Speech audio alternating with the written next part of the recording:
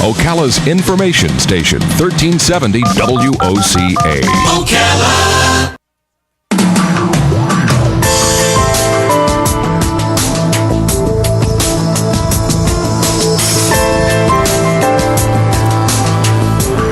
All right, 5 minutes after 10 o'clock. Thank you for tuning in. Dr. Courtenay Moore is on the phone.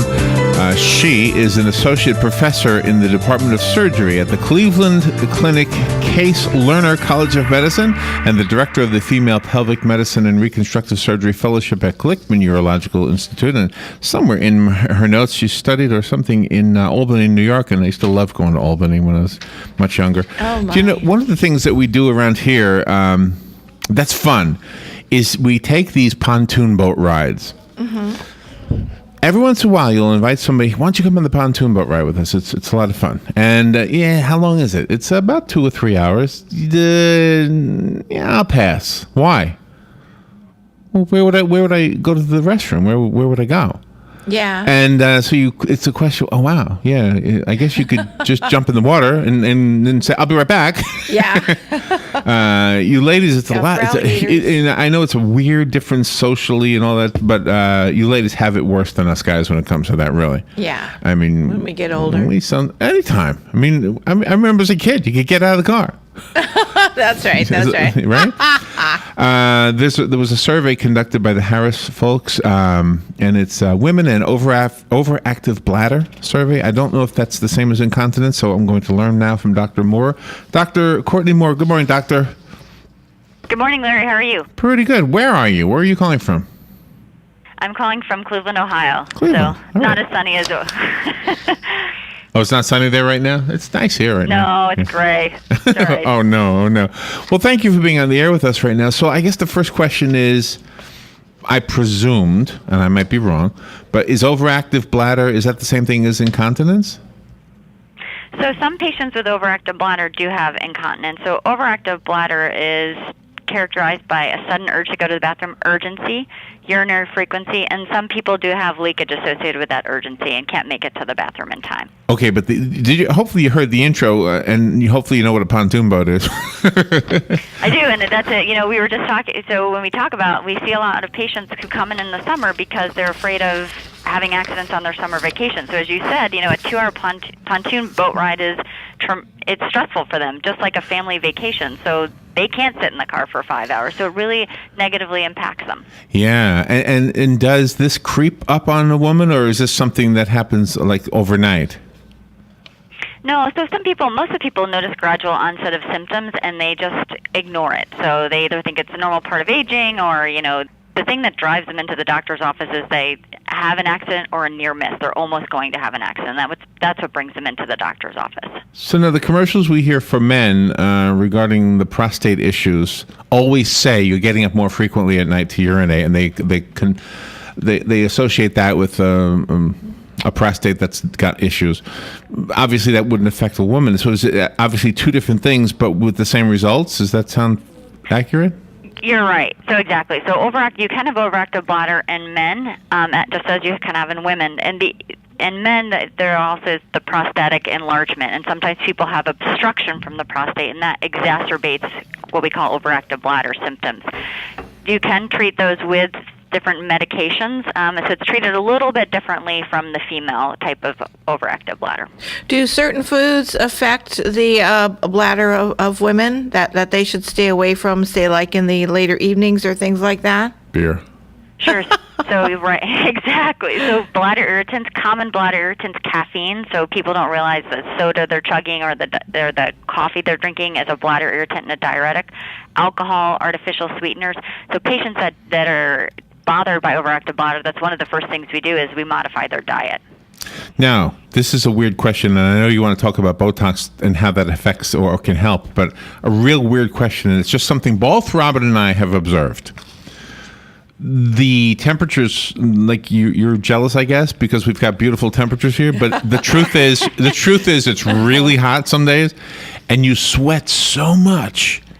And you don't pee as much. That's right. Is that true? That's what we've both observed. Mm-hmm. I said, I've noticed the same thing. Yeah.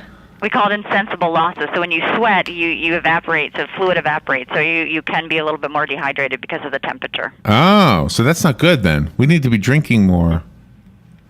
That's right. More water, I guess. Or Gatorade. So let's look at the problem. I wish we had more time, but we don't. So let's look at the problem. A woman has overactive bladder, and she's going to Disney World, and she knows she's going to be walking around all day, and well, there are bathrooms in Disney World, so I guess that's not an issue. But what if she does the Botox treatment help with that? And is it permanent or is it temporary? So while there are bathrooms, it's either long lines in the women's bathrooms. I know. It definitely does affect them. I know. So Botox, what Botox does is it prevents those abnormal bladder spasms. So it gives people more time to get to the bathroom. So it reduces urgency incontinent episodes as well as the number of times that they have to go to the bathroom. It's a little bit different from, there's medical therapy, so you can take pills. However, about 50% of women who are taking medications feel that those medications don't really work well. So the next step is something called Botox, and that is an injection into the bladder. So it's not something you take every day, but you come to your doctor's office twice a year, and we inject it. Twice a year? Wow. Mm-hmm. Well, that doesn't sound too bad. Now, is that painful? No, so we give some local numbing medicine. Most people say that they feel it's less than a bee sting. So they feel a little bit of pressure, but less it's not than a bee sting. Okay.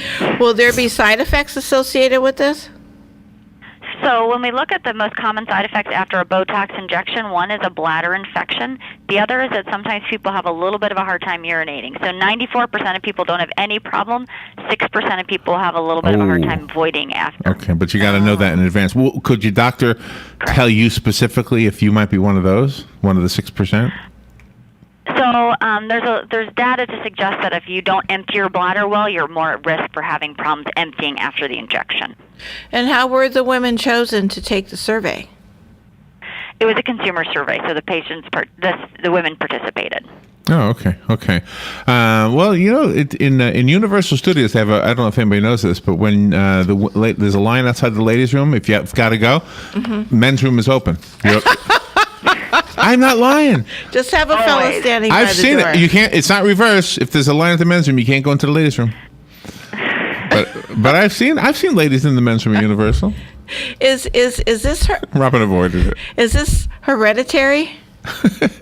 No, it is not. It's more common in women. It's more common with aging, and then it's more common in diabetics. But it's not hereditary. And if you're a diabetic, what other precautions do you have to take to try to head this off at the pass? Well, always tight glycemic control is really important in diabetic patients, but we treat them pretty much the same as other overactive bladder patients. So, we try different medications. If they fail those, then we go on to treatments like Botox. Oh, gosh. So do all the doctors know already about this treatment, or do they have to tell them, look, I heard this thing on the radio, and I'm wondering if you can help me with this? I mean, how do you educate your doctor if your doctor had never heard of this? Right. So a lot of times it involves patient engagement. So patients are really savvy, and there are different websites that they can go to find out more information to engage their physician. If their physician doesn't do it, they can find someone that does. Or the website botox4oab.com explains a lot about Botox. It also provides injectors who can do the procedure for you. So it gives you a lot of information regarding Botox. Okay. Was this an accident that Botox was discovered as a good treatment for this? Yeah, how'd that happen? No, it actually started for neurogenic patients, so patients with spinal cord injuries and multiple sclerosis. Because we know that it calms, if we look at different muscle groups, it prevents spasms. So it was initially looked at in the neurogenic population, and that was first approved for neurogenic patients with overactive bladder type symptoms. Would this help with Parkinson's then? Patients with Parkinson's do have a high incidence of neurogenic detrusor overactivity, and yes, it does. We do inject patients with Parkinson's. Wow. Wow, this is fascinating. Well, doctor, thank you for taking some time today. The website that you gave us that I'll repeat is Botox4OAB.com. Overactive bladder is what OAB stands for. Botox4OAB.com, and it'll give you the details and some more information. Doctor, thank you for being on the air with us today. And come down to Florida. Don't worry about those lines at Universal. I will. I need more sun. Well, we got plenty of it. Yes, and guess what? You'll sweat so much you don't need to worry about your bladder. That's right. Thank you, doctor. Thank you. Have a good day. All right, she was fun. All right, we will take a little break, and we will be right back. This is WOCA Ocala. The weather is brought to you by myfwc.com. Safe boating is no accident. Sunshine mixing with clouds today and hot with a thunderstorm in the area this afternoon and evening. The high today 92 to 96.